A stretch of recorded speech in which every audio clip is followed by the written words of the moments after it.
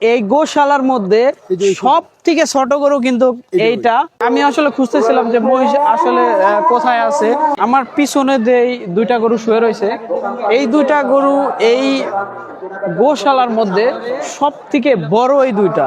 আজকের ভিডিওতে আপনাদের দেখানোর চেষ্টা করব আটরশি দরবারে বিশ্ব অরুজ শরীফে গোশালার চিত্র।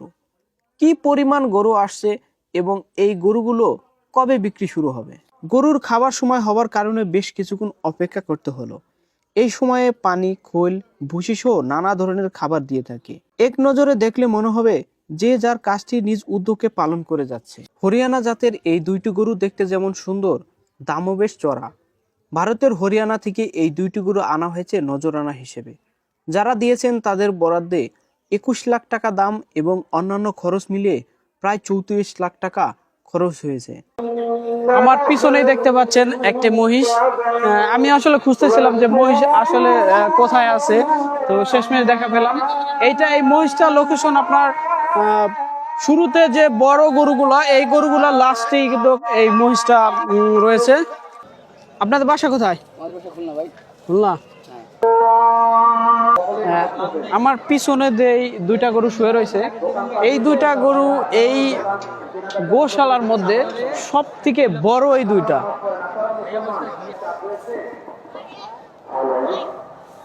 গোশালায় প্রথম লাইনে সব বড় বড় গরু রয়েছে। মূলত এই গরুগুলোকে আবাল বা বলদ গরু বলা হয়ে থাকে। এই ধরনের গরু অনেক বড় হয়ে থাকে এবং জীবনধারায় খুবই শান্ত স্বভাবের হয়ে থাকে। অগণিত দর্শনার্থীদের ভিড় জমে গোশালার এই প্রথম লাইনের গরুগুলোকে দেখতে। আমি এখন যে গলিতে প্রবেশ করেছি, এই গলিতে সব থেকে ছোট ছোট যে গরুগুলো আছে সেই গরুগুলো কিন্তু এই গলিতে আছে। আমি দেখানোর চেষ্টা করব এর মাঝে সব থেকে ছোট ঠিক কোন গরুটা।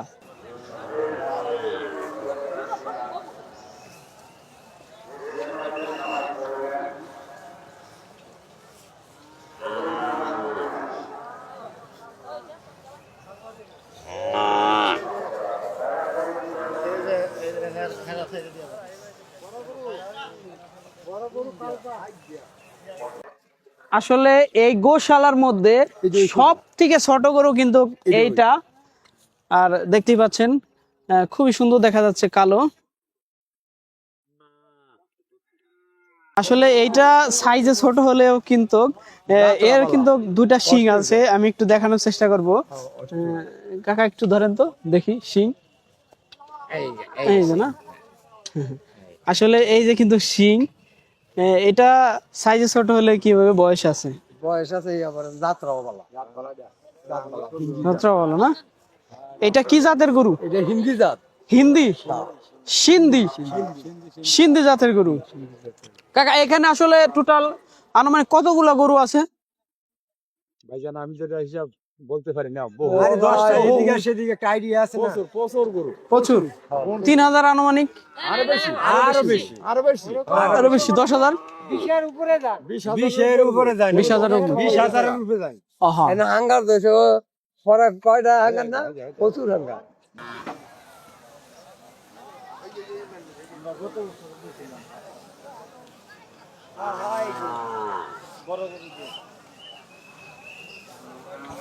ওরে দাম করে গুতে লাগাই দিছে।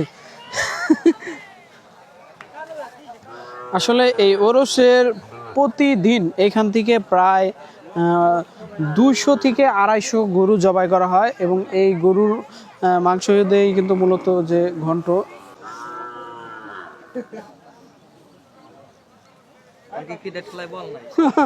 এইগুলা সাইজই ছোট।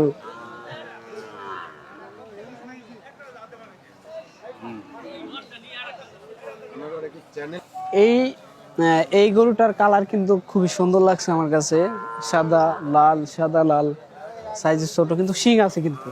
হ্যাঁ হ্যাঁ হ্যাঁ হ্যাঁ, এটা সাইজে ছোট হলে কি হবে, এর কিন্তু শিং আছে দুইটা।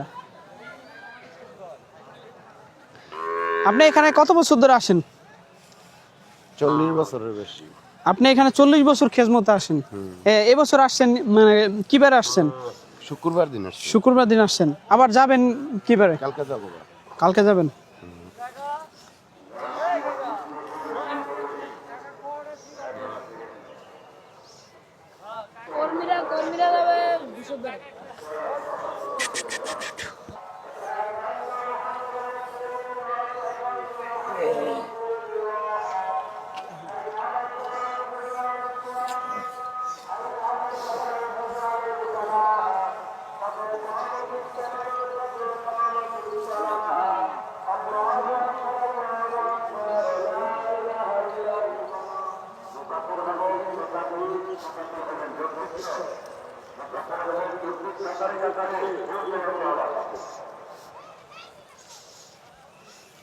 গোবর খুব দ্রুতই পরিষ্কার করা হয় এখানে। অনেক স্বেচ্ছাসেবী কর্মী নিয়োজিত এই আয়োজনে। দেশের সব জেলায় এখানে লোক আছে। ভিডিওর ফাঁকে ফাঁকে অনেকের সাথে গল্পও করলাম বিভিন্ন বিষয় নিয়ে। মাঝেই দেখা মিলল দায়িত্বরত রাখাল দল যাচ্ছে। একজন মূল দায়িত্বে থাকা লোক হেঁটে হেঁটে গরু বাছাই করছে। মূলত এই গরুগুলোকেই পরবর্তীতে কসাইখানায় পাঠানো হবে। এরপরে ঘুরতে বের হলাম ছাগলশালায়। এখানে প্রায় 6টি খোয়ার ভর্তি বিভিন্ন জাতের ছাগলে ভরা ছিল। প্রতিদিন এখান থেকে প্রায় 500 থেকে 700 ছাগল কসাইখানায় পাঠানো হয়। এই দৃশ্যটা আমার কাছে খুবই ভালো লেগেছে। একজন পিতা তার সন্তানকে ঠিক এইভাবে আগলে রাখছেন। এই ভিড়ের মধ্যেও সযত্নে বা পরম যত্নে যাকে বলে ঠিক সেইভাবেই কিন্তু রেখেছে। ভিডিও কেমন লাগলো জানাতে ভুলবেন না। ভালো লাগলে ফলো দিয়ে যুক্ত থাকুন। দেখা হচ্ছে নতুন কোনো ভিডিওতে। Thank you for watching.